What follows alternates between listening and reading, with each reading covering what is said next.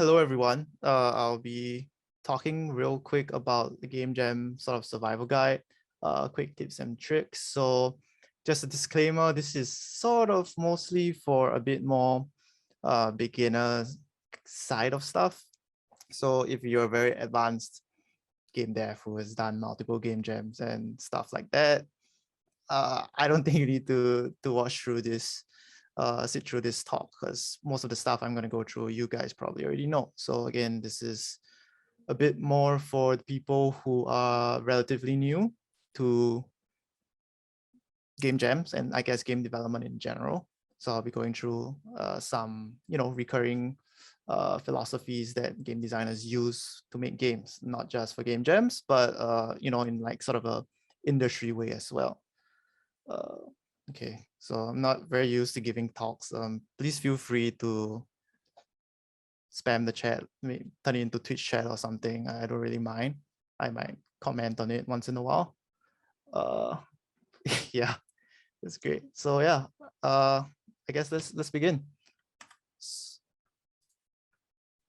All right, so hello everyone. I'm Randall. I'm formerly from NYP's SIDM, now SDM. I was in game development and technology, so that was a lot of more the technical side of things, a lot of programming, stuff like that.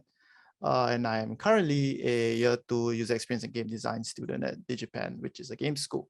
So now I'm a bit more focused on the game design aspect of, well, games. Yeah, so Xingting approached me to, talk more about game design in general, especially for people who, don't exactly have the foundations of making games before, like just game development in general.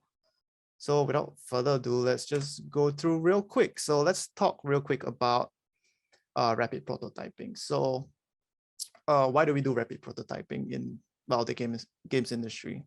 So this is pretty simple. It's used to make sure that your ideas are fun before, actually committing time and money and effort into making it an actual product. So, you're much more likely to fund the game on Kickstarter if they actually had a playable demo, right? Instead of just promising you things that, oh, this is going to be great, it's going to be fun. And, you don't actually know unless you actually try it. So rapid prototyping is a huge thing. And what game jams I actually, well, they're originally made for was to really get game developers to sort of practice their rapid prototyping skills. And well, if you think about it, like every finally released game is technically the final, like, and latest prototype before it's, put into a disc or put onto the Steam store. And so fun fact, like, does anyone know which Legend of Zelda game this screenshot is from? I can give you, I don't know, internet thumbs up or something. I'll give you like 15 seconds. If anyone knows, they can just drop it in the chat. Okay. Yeah, okay, so HY actually got it. So this is actually the Breath of the Wild prototype. So believe it or not, Breath of the Wild, before they moved on to the whole big 3D world in on the Nintendo Switch, they actually made it's actually a 3D game, but it sort of looks like the 2D prototype. And it has all the features like the physics systems and the, grass catches on fire. You can blow things up. You can sort of cut the logs and they float on water, stuff like that. So everything was actually prototyped in something like this. So the designers then took it to the producers, like, the higher ups, and then they sort of say, hey, look, this game is great, we need to make this. And so they did, right? It's like, this is living proof that it can be fun, and they went with it. And yeah, that's pretty much the rest is history. So this is again why prototyping is important. So just a really quick second topic I want to go through really quick is that fun is subjective. So like, games are meant to be fun. We always have a lot of debates about games, what's great, what's not, what's fun, what's not. So I'm just want to put it out there that fun is subjective. Everyone has their own interpretation of fun. So, in the middle of developing games or whatnot, when someone tells you, hey, I don't think a game is fun, do not take that personally, because, everyone has fun in different ways. And So then the question arises, right? Like, how do you know if something is fun? Well, it's simple. You just play test with your target audience, right? That's why target audiences is such a huge thing when you're pitching games and stuff. It's because you need to know your target audience, and the target audience usually has a common recurring sort of thing that they like, right? That they think is fun. So if you can find that and you can nail that, your game is gonna sell like hotcakes. Well, not necessarily a game, but like a product or something. And yeah, so like fun is subjective. I'm just gonna put this out there. Like a lot of people loved Witcher 3, and I'm actually not a huge fan of Witcher 3. So yeah, I know everyone comes after me for that. And you know, like gacha games are a huge thing in the mobile space right now. I'm also not a huge fan of that. I like it's like a mechanic I detest, but some people find it fun, and that's fine, right? Like just have fun. Games are meant to be fun. If you enjoy it, go for it. But it's just not for me. So, you know, again, fun is subjective. Just want to get that out there. So, okay, now we're moving on a little bit more on the game design side of things.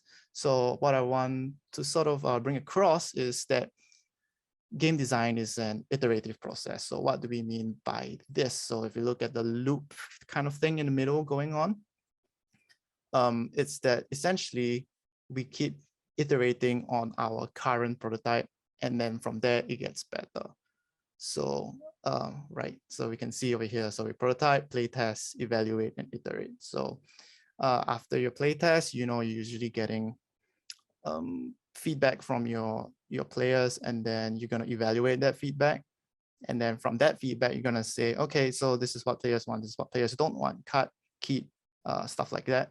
And that's where iterate comes in. So you're going to come up with a new prototype, and then you're going to do that again, and then you're going to go through the whole cycle again. Hence an iterative process. So once you know you kind of get enough of that, and you think that, yeah, this is as good as it's going to get, you move on to polish and then deploy essentially, you know, release state or whatever. And yeah, so just want to use this as sort of like the foundations for these slides moving forward.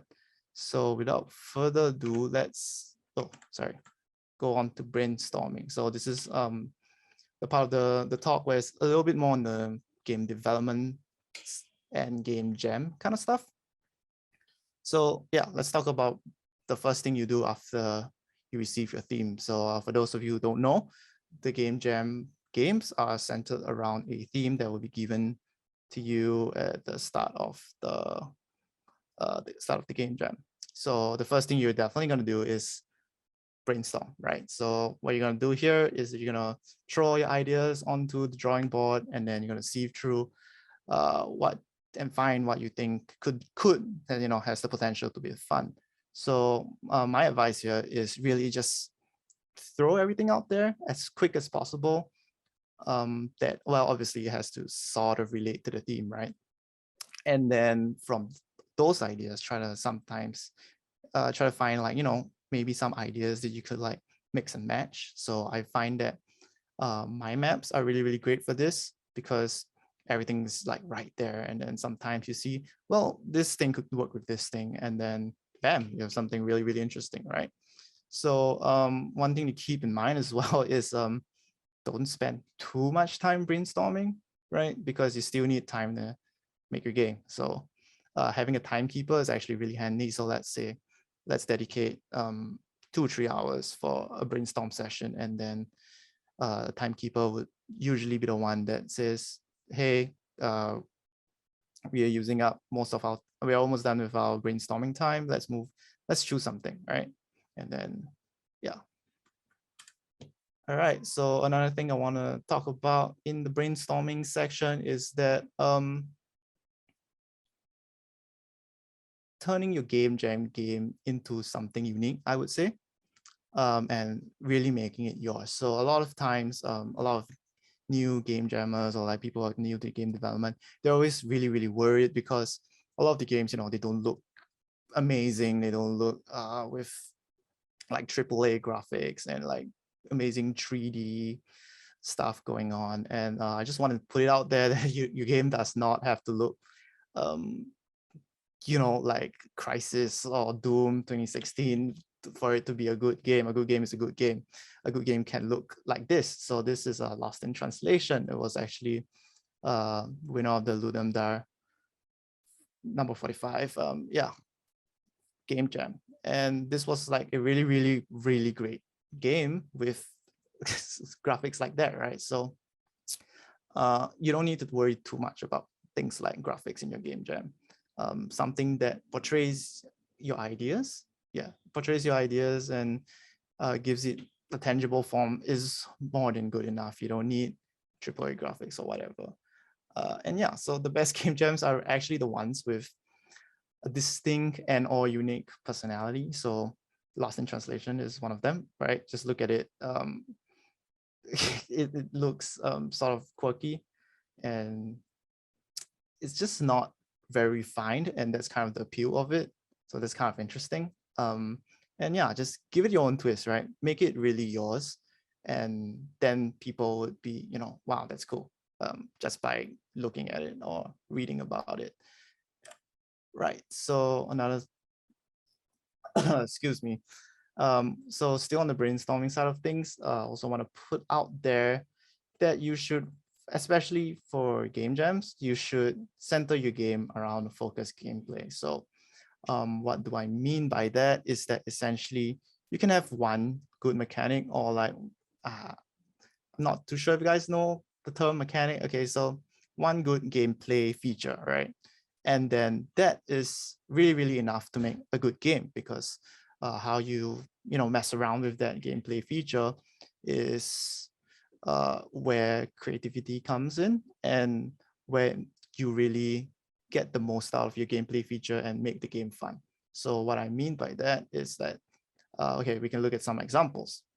So let's look at the original Super Mario Bros. So the one huge gameplay feature in the entire game is just jumping, right? That's completely, well, I guess moving left and right and then jumping.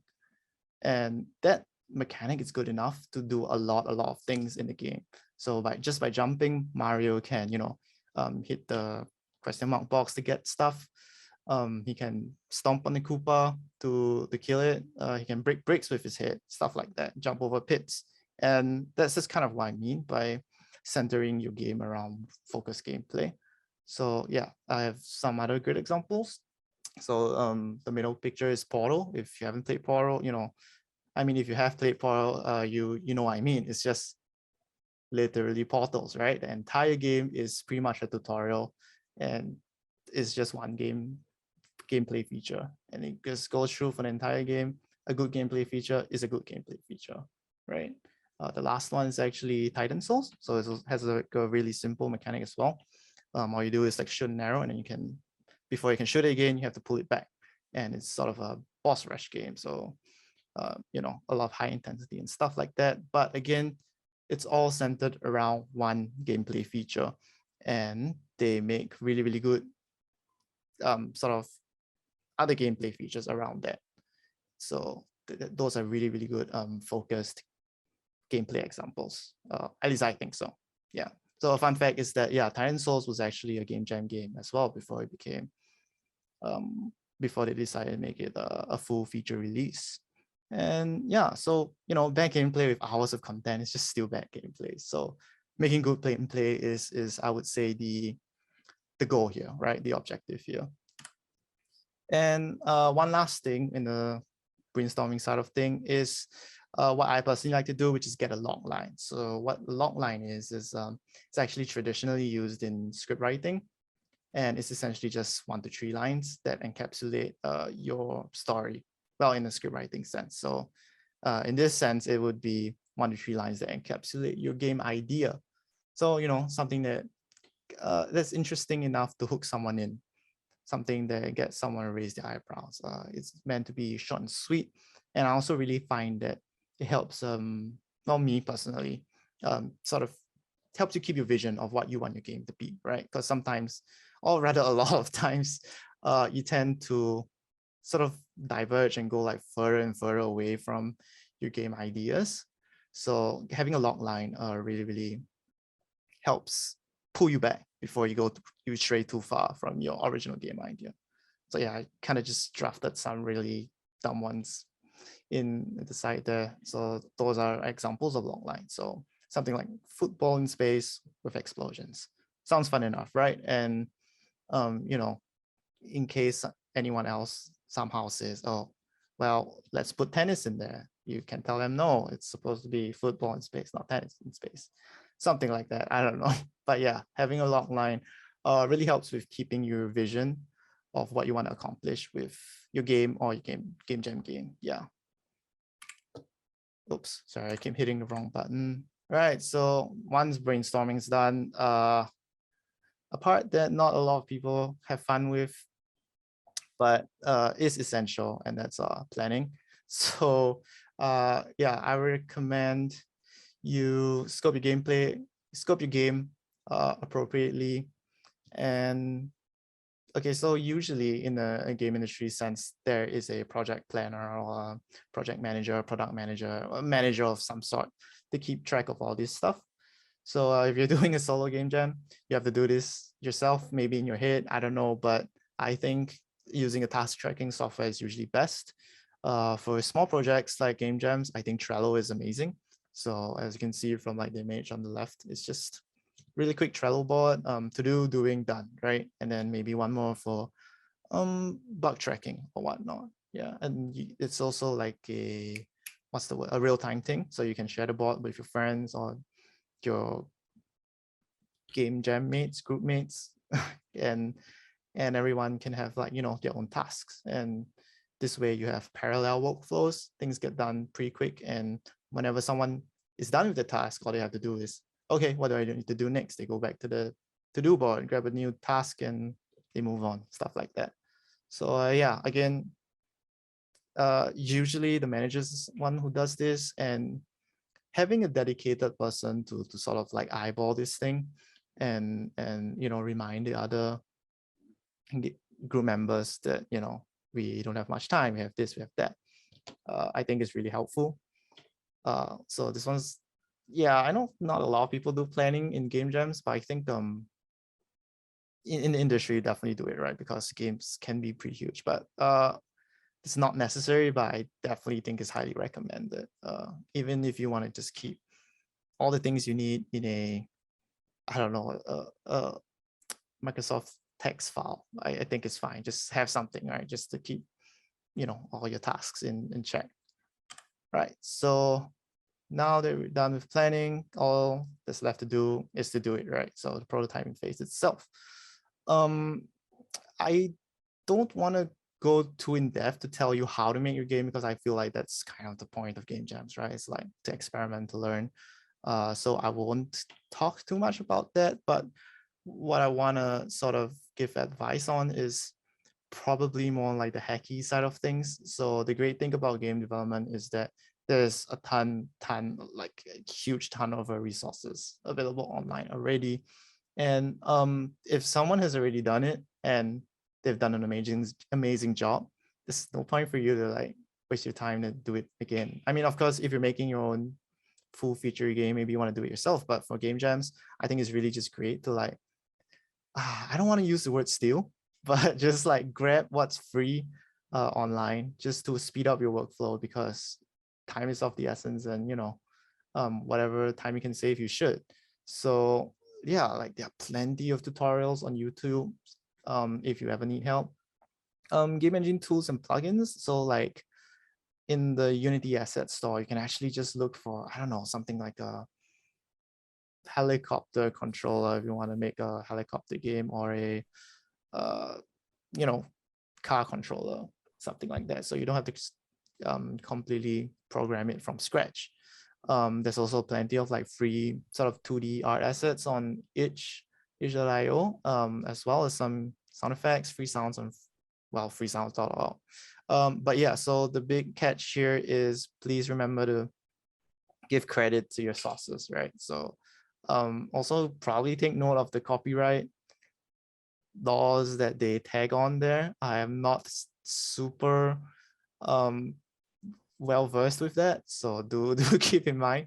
But usually game jams, well, they're non-profit, right? So as long as you credit whatever you took stuff from, that's fine. Yeah. So, no, I know like a lot of the programmer kind of game jammers, they have like this sense of like, no, everything in the game has to be made by me. And that's fine if you want to do that, right? But if you're okay with, just using what's already available, I think that's a great way, to save on time and stuff like that. So this YouTube thumbnail I just saw recently of like by this guy called TaroDev. It's this really, really amazing 2D platformer controller for Unity. So if you're making a platform game, I suggest you check that out because damn, it's like really, really good. If you've seen Celeste is like, the indie game. It's one of like the best platforming sort of movements and jumping and stuff like that. And he nailed like a lot of it in this plugin. So, and it's completely free to grab. So why not just use it if you're making a platformer game is my advice. Yeah. So yeah, that's kind of all I have for prototyping. I kind of like think it'd be best if you could, really go in and try and experiment for yourself. We do have like the help desk thing open. But yeah, I recommend you just, check out YouTube or anything. Just like type in your problem or like whatever you're trying to do, and then add the game engine name at the back and just like Google it, and you would 100% find something that would help you. Okay, no, I wouldn't say 100%, but like 99% of the time you'll find something that would probably help you, or even just have the solution for you ready. Right, so that's all for prototyping.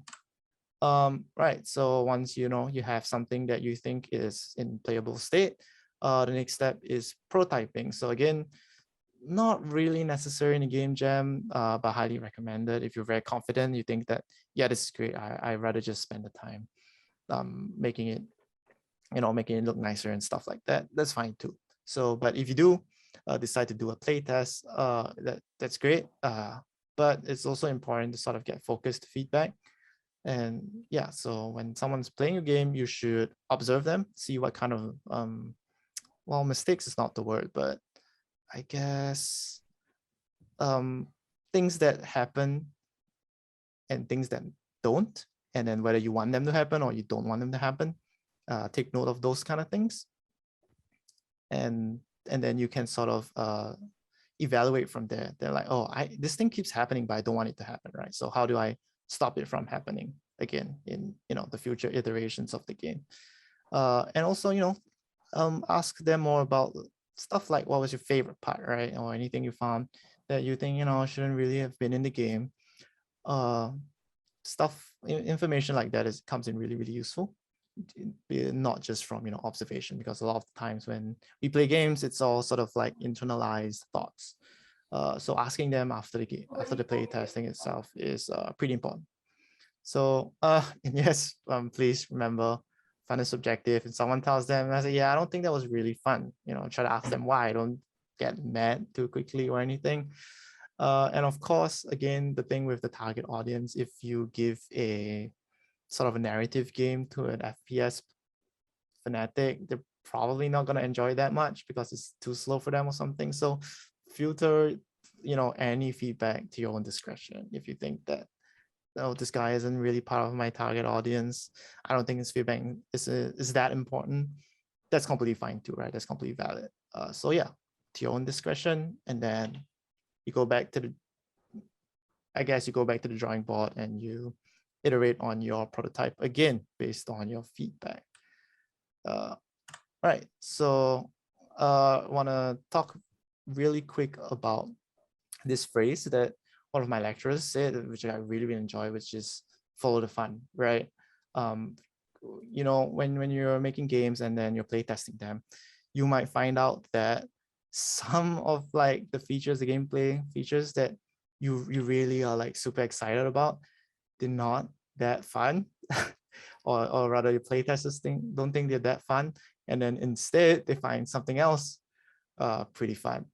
And it can be something really, really small, like smashing crates, or I don't know, like kicking the chickens, something like that. And then you're like, that guys, that isn't even like the main gameplay feature. Like, look at all this cool stuff I have. But people start to like something else. some other gameplay feature a little bit more. It happens sometimes. And you know, if that's fun to like a majority of your playtesters, maybe it is fun, right? And if that is fun, then maybe you could consider chasing that. And then you find fun. So you found the fun, right? Playtesters think that this is fun. So you sort of chase it and you follow it. And then, you know, say something like, okay, if breaking crates or kicking chickens is so fun, let's just go with that. Let's just make the game completely about how many crates you can break, how many chickens you can kick, something like that, right? So of course, this is completely up to you. If you have like this huge vision that you want to sort of chase, that's fine too, right? But I'm saying this is a possibility of you know, sort of branching off your main idea, and you know, still having something like that's a fun product at the end of the day. So keep what is fun, maybe discard what isn't. Don't be too quick to discard what you have, because you know, sometimes they can be repurposed, reused. So and yeah, you'll be really surprised at how many unique game features sort of started out as bugs, right? Hence, I guess in the programmer world, we have this saying, which is like, it's not a bug, it's a feature. And yeah, so let's like talk about something like Space Invaders, right? So in the original Space Invaders, there was actually this bug where as the game went on, it started to go a bit faster, and the programmers had like no idea why that was happening. But people seem to like really like that, so they kind of just left it in, and that became like a huge part of Space Invaders, that the game went on faster. The game became faster as you played it more, as it went longer. Yeah. And of course, I don't know if you guys know about this, but nuclear Gandhi in Civilization. So that was actually a huge bug, because I forgot what it's called. I think it's called integer underflow. So because Gandhi is supposed to be like the most peaceful sort of civilization leader, so his aggressiveness is at like 0. But then I think like they tried to like deduct it even more, and then it just like went to -1. But sometimes in programming there isn't a -1, so it goes back to like 256, and then there's like the maximum aggressiveness, and then hence Gandhi starts building nukes. Yeah, so that was actually a bug that again turned into a feature that they kept, I think, like up till now. I may be wrong, it's been a while since I played a Civ game, but yeah. So it's also kind of like a meme in 4X games, right? So moving on, once you think, you know, I think I have what I need for my game, you sort of move on to what we call polish. So polish sort of happens right before the deployment or the release stage. So what you do during the polish stage is essentially, well, as the name suggests, polish up your game. So how do you do that? So in the game development world, we use the word game juice, game feel, yes. So what that means is sort of just finding ways to influence the players' like real life physical senses by making their in-game actions tactile. Yeah, I should specify in-game actions. So like on the games on the left column over here, that's like Flower and Journey. So I'm not sure if you guys heard of that one.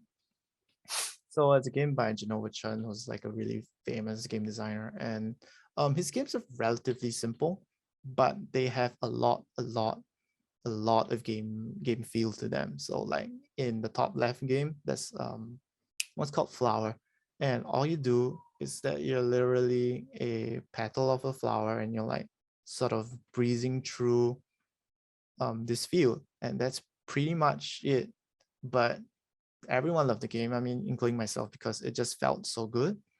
And yeah, that's kind of it. That's what game feel is. You can make like an entire game that's just game feel, and that's how important like sort of the polish excuse me, the polish stage is. So in contrast, on the games on the right, the top right is, well, Doom, right? And can you imagine, Doom without the excessive blood and the ripping and shredding? It wouldn't feel as good as Visceral, which was what the developers, really had the vision of. So again, so this is part of like the polish process where blood is just, spilling out everywhere in every possible place or onto every possible location. And yeah, but you need to sort of also make sure that they kind of make sense in your game, right? Because it doesn't make sense to, like, I don't know, have blood in, flour, right? So something like that. So yeah, the bottom game is Katana Zero. It's really great game with a lot of particle effects. It's a 2D game, but they have a lot of game feel and game juice to it because they use a lot of particle effects. There's like this time slow gameplay feature that is really good because, like, things like the audio also sort of slows down to a complete stop, stuff like that. That's all part of game feel, right? So particle effects, sound effects, even something like the screen shaking is sort of a game feel kind of thing because it's like a tactile sensation thing that really makes the inputs from the player more enjoyable, right? Right. So the last portion there, I said like polish is more important than content. Is what I feel actually. So what's 50 hours of gameplay if it's kind of dry and boring, right? I think the polish is much more important. That's just a personal preference. So yeah, for your game jam, I would definitely say instead of making, I don't know, 20 levels, consider making as little as like 5, but then having more polish to your game. So things like, yeah, particle effects, sound effects, screen shakes. Try to find like as many ways to make your player inputs have a sensation to them. And I think that really helps with sort of immersion as well as just making the game feel good, right? Hence game feel. So yeah, that's pretty much it for polish. And well, the last stage is deploy. So not much to talk about in this one. I think this screen cap, and again, lost in translation, it's a good little example for what you need. Name of the game, description / logline, any other technical specifications, or maybe you want to like say, oh, game is much better with headphones on, game is much better with a gamepad, something like that. Any tips and hints, or like just even a whole walkthrough if your game needs one, or if it's like too hard to figure out, or if it's like a puzzle game, something like that. Sometimes the developers kind of put just a walkthrough in the itch.io website or wherever they submit the game. And as a bonus, yeah, video trailer, like maybe something that's 15-20 seconds is great if you have the time for that. Yeah, not much to talk about this one. If it's done, it's done. All right, so we're done with like the whole iterative process thing. So I just want to like touch a little bit on like health and safety as well. I think like a lot of people get pretty carried away with game jams. I've seen it like people for the full 48 or 72 hours, they don't sleep, they don't eat, they don't even shower. Like it's up to you. But I would definitely recommend getting enough sleep. I know you guys are probably, very youthful, full of energy, but I think getting enough sleep is pretty important as well. Please drink enough water, eat your 3 meals. Yeah, pretty basic stuff, but I guess sometimes we get carried away and we forget about it. Like, yeah, so like, it's kind of like in Monster Hunter where you sort of like get the meal before you go out on your hunts. Getting enough rest and eating your foods does help revitalize your brain, your body, your brain, and I think you will find yourself a bit more efficient after that. Yeah, remember, take breaks, don't stress out. I know, because like of the time limit thing, sometimes people tend to get stressed out.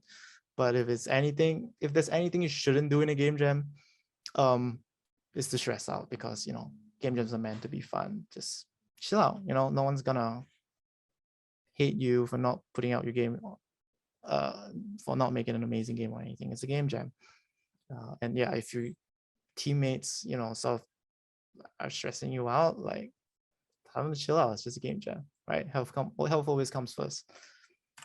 Yeah, and I believe this is my last slide. Just have fun making fun, right? Because I am like a firm believer in this sort of philosophy. This simply that fun makes more fun. I think so, at least. Yeah, and try to keep your game simple. Remember, find the fun. And there's this quote. I can't remember where it's from. I think it's from like this film called Amadeus. I might be wrong. But I really like it. It's just that it doesn't need to be good. It just needs to exist. So don't try not to walk away from your game jam game feeling like dejected after you see like some game jam veterans with an amazing game. Like, that's never been the point of game jams. The game jams have always been just about improving yourself, sort of going through the entire game design iterative process in a short period of time, just to really get your foundations right with it and get used to that. And yeah, it's nothing to beat yourself over. Game jams meant to be fun. So, and having fun makes more fun. Well, to me at least. Yeah, so yeah, I have like some resources. I think they'll send out the slides or put it on the Discord. I'm not sure. Yeah, so you can check out like the previous GMTK game jams. GMTK is like this YouTube channel with game design advice, and it's really good. So he hosts a game jam once a year as well, and he compiles like the bests of each year. You can check them out here. They're really cool, some of them, and you can really see that yeah, like I said, the ones that do really well are the ones that have like this really cool personality to them, and that they really make themselves like stand out from all the others, and in the way they sort of manipulate the team, I guess, and how they sort of make it something interesting with just a single theme. Right, so resources, free assets. Kenny, you guys can check this out yourselves. And yeah, that's it from me. Yeah, so I think we should have time for like a Q&A session right now. It took a little longer than I wanted because I want to do like a bit more back and forth Q&A stuffs. But yeah, I mean, let's just, talk, I guess, for 20 minutes or something. Please fire away if you have any questions. Yeah, hi Randall, thanks for the talk. I'm going for this game jam with two people who are more experienced than I am. All I have is like story ideas and possibly design ideas. So I'm a bit concerned that I might clash with them in terms of like what vision they have. So what's your experience in resolving this type of disputes? Okay, so in a sort of creative manner, I guess, right? Oh yeah, sorry. Okay, sure, no problem. So thanks for the question. Jia Yu, I think.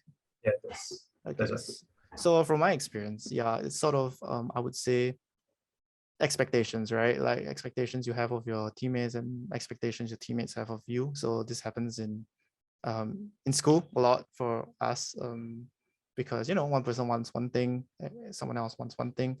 I think usually, this is my experience, it just there's really just two options. The first one being just join another group who wants to do like what you want to do as well, which may not always happen. And the second option is probably to make compromises, I guess. Yeah, so sort of like it's kind of like a marriage, right? Like you have to give some and then you can take some. So I guess it works both ways. So like, let's say, okay, I kind of want to put more narrative elements in this and that, but so And in exchange, can we just, I don't know, can we cut a little bit of gameplay and stuff like that?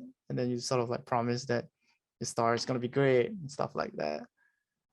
Yeah, so I think advice wise, I think the most important thing is to sort of set your expectations, like everyone set their expectations, not just you, with each other during the brainstorm process. I think would be the best, because then you move forward knowing that this is what each person hopes to achieve with this game, right? And then it's not so painful when you're saying like, yeah, well, I don't want to make an FPS game. Someone else is like, huh? Wait, what are you talking about? Like, I want to make a narrative game, but like, huh? Yeah. So I guess setting expectations and goals at the start is probably my advice. Yeah, don't fight. Just a game jam, man. So I hope that answers your question, It Jerry. did. Thanks. All right. So yes, that was a Lovecraft reference. How do we decide what game engine to use? I would say for game jam, simply just go with the one you're most used to, one you're most comfortable with, one you have most experience with, or whoever you're as a team. If four out of 5 people are comfortable with Unity, then just like go with Unity kind of thing. So again, this is just to really help with like the workflow and efficiency of how you get things done. And I mean, I guess it's really what you want out of the game jam. If let's say you go into this game jam wanting to come out more experienced with a new game engine, then yeah, just go for the new game engine, right? But if you're someone who wants to, if your goal for this game jam is to make a pretty cool game, right? Push yourself to the limits, then I would say just go with whatever you're most comfortable with, or whatever the group is most comfortable with. Depends if you're working solo or not. I hope I answered your question, HY. If they asked any tips on how to develop, think about special unique mechanic or unique art styles. I mean, yeah. So like that's the thing, right? Unique. Find your own way to come up with something unique. Your own unique way to come up with something unique. Yeah. I'm sorry if that's kind of like a cop-out answer, but yeah, it's kind of abstract, right? Like that's what I kind of meant by like making it yours. Personally, how I find making interesting ideas sort of pop out is like what I mentioned about like brainstorming in my maps. So like we just throw all the ideas out and then sort of like find things that may not work together, and then perhaps finding a way to make them work together, right? So like something like, let me check like the log lines thing. Right, so like, I don't know, maybe someone suggested like an umbrella game, and then someone else suggested like a game where you kill a dragon. Then, okay, what if we try to kill a dragon with an umbrella, right? And then that's pretty interesting, right? I don't think there are any games right there right now that have you kill a dragon with an umbrella. I might be wrong. I don't know. Yeah, football in space, right? Zero gravity. Okay, wait, that's technically sort of like, what's that car game that's football as well?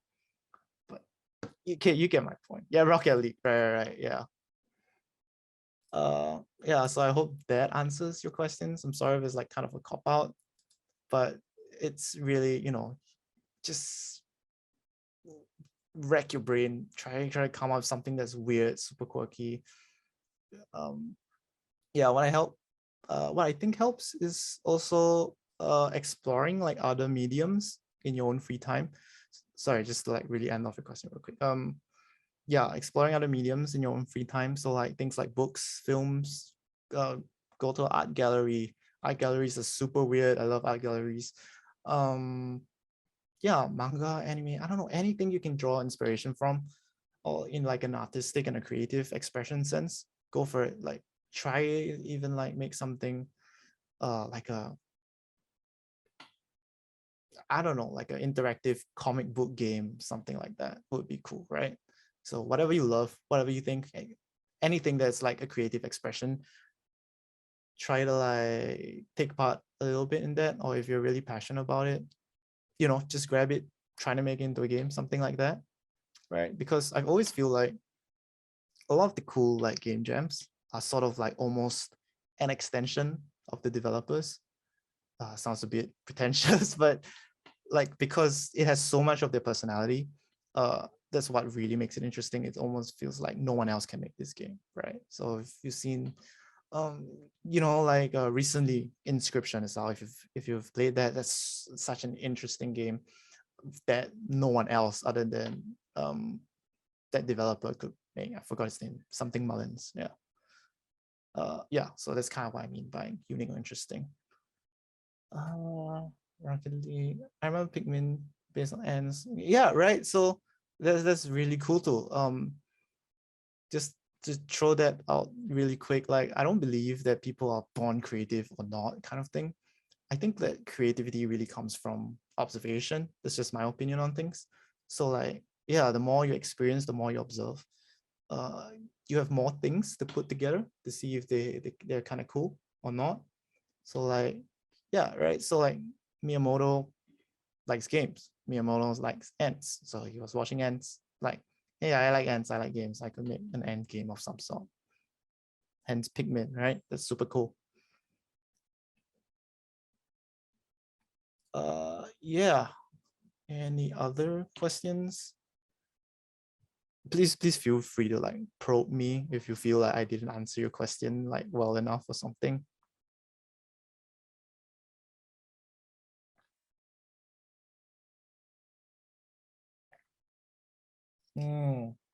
Oh, that is a sad thing that does happen. It was like burnout, right? Yeah, I mean, like even in school, like in DigiPen, like we have like entire semester long project. Sometimes you start out really excited, uh, and then it sort of wavers, for whatever factors there are, and then you find it very hard to enjoy and make something that you were originally so excited about. How I like to approach this is that I'm not sure if this is the best way, but I think that I find that like this phrase, like it doesn't need to be good, it just needs to exist. It's nice because it reminds me that to heck with it, I just need to finish it, and then I can call it history, right? So just finish writing the book, writing a story, and then forget about it afterwards, I guess. I don't know. But the idea is that at least you sort of write the ending, right? And it's a finished thing. And then you can say that, yeah, this was a good practice, something like that. Yeah, I don't know if that's a great advice or not. But yeah, burnout is super real. Okay, sorry, Kongta, let me get back to your question. What if we never did any game development before? Is there anything to take note when deciding what game engine to use? Okay, so that's like a really, really tough question. If you have never done any game development before, you could always try making a physical game for Game Jam. So physical as in, tabletop kind of game. So a card game, a board game, stuff like that. That's a completely valid game jam entry as well. And a lot of the stuff I just shared with you guys is also very applicable to physical games as well. But if you really wanted to use if you really want to make a digital video game, it's I'm not the complete expert on this, but from my knowledge, I think working with game maker might be game maker or construct might be the best option, followed by Unity and Godot, and then probably last one is like Unreal, just due to their learning curves. But Godot has like their own scripting language that you kind of need to pick up. Unity uses C#, which is a little more on the harder side of things if you've never done any programming before. Yeah, I think like there's like a lot of good YouTube videos that actually answer your question. I think much better than I can. So I'm guessing your question is like more of a game jam question, Kongtat. So, but you know, yeah. So then, yeah, I would say maybe check out like Game Maker or Construct. Unfortunately, I don't think those are free. If not, Unity has a free personal license. Godot has a free personal license as well. Hence, that's why I think like the organizing community wanted to do Godot and Unity workshops. Yep, I hope that answers your question. Even the concept of performance based in bug fighting. Yeah, right. It's really interesting. That's like kind of the beauty of games. Like you observe enough things. It's, what if blah blah blah, and bam, something really cool, right? Actually, I got a question to ask. Right. Yeah. So, okay. So background for me, I'm just also new to the game jam and also new to game development. And I also usually start to like I got a team of 2 experienced people also.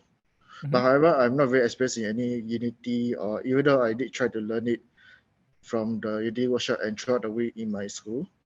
I don't know what I can, let's say, provide for the team also. So what advice can you give based on that? Okay. So again, I think sort of the planning part is really important here. That's why I think the planning part is important.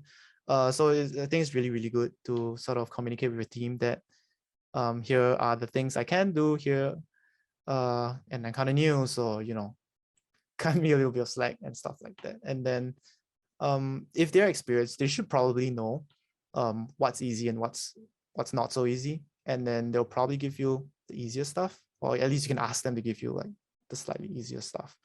And yeah, so I think communication is like really key here. So you can tell them like, yeah, I can do this, I probably can't do that. And also to add on to that, I think like don't discount any, like this is just advice in general, like don't discount your skills outside of like game development stuff, like drawing or like programming and stuff like that. Like things like if you're an illustrator who is really good with Adobe Illustrator or like Figma or something, you can make like really good game art assets from that as well. If you're good at Photoshop and like image manipulation, there's actually like a lot of good hacks you can use to like let's say make backgrounds, like, or like turn photographs into pixel art, right? There's like some filters on Photoshop. You could just mash your way, things like that. If you can make music, that's amazing. If you can do like even video production, right? Like you can tell the team, hey, I can make a quick video trailer for the game jam, stuff like that. So yeah, you can also offer your skills outside of, you know, directly making the game, I would say. Hope that answers your question. In a way, yes and no. Yes, I understand where you're coming from, but no, I see, because the skill you mentioned, like video stuff, assets, yeah, that's not good at all. Because not just I don't have, I'm not very artistic person, can say. I also don't really do well in art. Last time even in primary school or even now. The only thing I so far do well is actually programming. I did try to learn C# and Unity on my own the past week lah. So that's the only thing I can try to provide only. But also that's the thing. That's why I asked this question, whether based on this, and I already communicated with my team like what I can do. Like I'm learning Unity and learning C# at the moment. They know it, but I just curious like how can I provide based on this, like my current skill set lah. Yeah, so I think if you've done that, you've pretty much done all you can do lah, which is to sort of communicate that yeah, you're new lah. So yeah, just I guess probably ask for the a little not too difficult kind of tasks that you can do. So if you say like you're a bit more comfortable with programming, then you could probably ask them for like the easier sort of programming tasks, like maybe something like the UI, maybe stuff like that. Or maybe like a small thing where if you touch this thing, particles fly out, right? So I think this is great for polish, right? So polish, I think like almost anyone can do.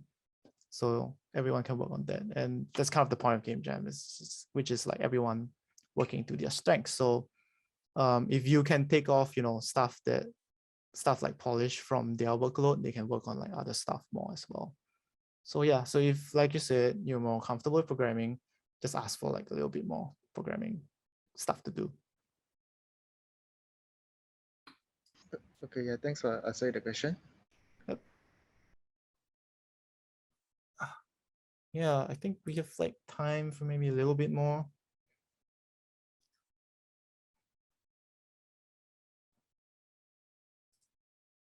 Create features so you know. Yeah. So like what Ife said,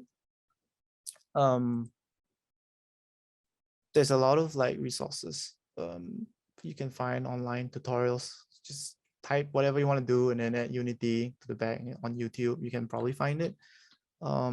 Yeah, so even if it's like you're not so good with programming or whatnot, you can always tell a team like, hi, I don't know exactly how to do this, but if you can find me a tutorial, I can probably do it. Or if I'm willing to try, right? Something like that.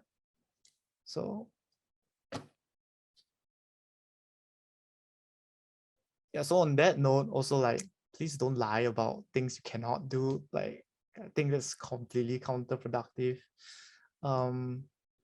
It's not like, don't do that, right? If you can't do something, just say you can't do it. I don't know why some people have the pride of like lying about being able to do something and they can't. There's no point. No one wins from that.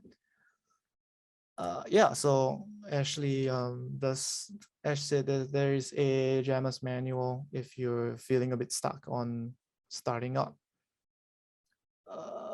Polish, yes, polish is so important. So I'm sure you guys have played like some games where it just looks and feels so good, and even though it's not like necessarily super skill based or anything, you just find yourself having fun, and like that's really the power of polish. Yeah, like I think an example I can think of is like Super Meat Boy. I think Super Meat Boy has like really good polish. Even though you die like a million times, you just get back up and play.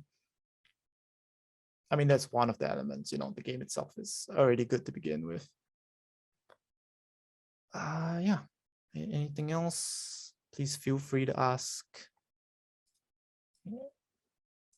Yes, thank you, Sham.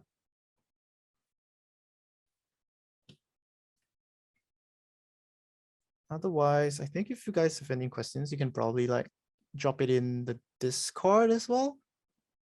I'm not sure if you have like a sort of design channel apart from the Unity or like technical help desk channel.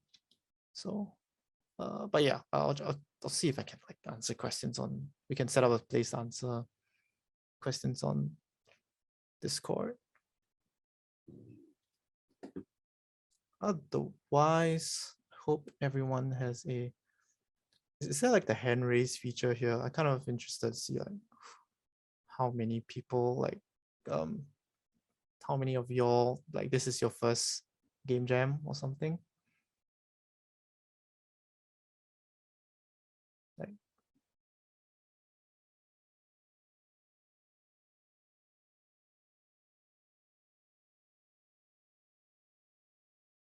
oh, okay. Cool. So I hope you guys aren't too, daunted with the whole process. It is fun. So yeah, just have fun. It's a for fun thing. No one's gonna grade you or anything. And yeah, just make something. Every time you make something, you get better at it, right? Otherwise, if there are no more questions, I guess we can put this session to a close. I'm not sure how to do that, but yeah.